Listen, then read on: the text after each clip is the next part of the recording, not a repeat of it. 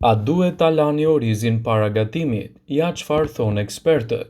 Është një nga opsionet më të njohura për pjatat anësore ose ushqimet e shpejta. Bëhet fjala për orizin, një nga ushqimet më elementare në çdo shtëpi.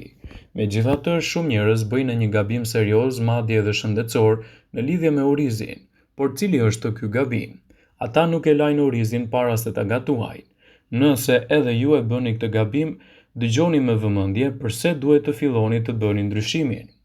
Orizit zakonisht I duhet të udhëtojë një rrugë të gjatë për të arritur në pikën e tij të shitjes dhe për këtë ka të ngjarë të mbledh pluhur, insekte, kimikate dhe papastërti gjatë rrugës. Një shpërlarje e mirë e ujit siguron të jetë I pastër dhe I sigurt për të konsumuar. Gjithashtu, sipas mjeshtrave të gatimit, shpërlarja e orizit përmirëson strukturën e tij, ndërsa uji do ta lajë nisështen e tepërt në bërthamet e tij që mund ta bëjë atë të ngjisë pas gatimit. Po ashtu larja e orizit do t'i jap atij një strukturë më të lehtë dhe më të butë edhe për tretjen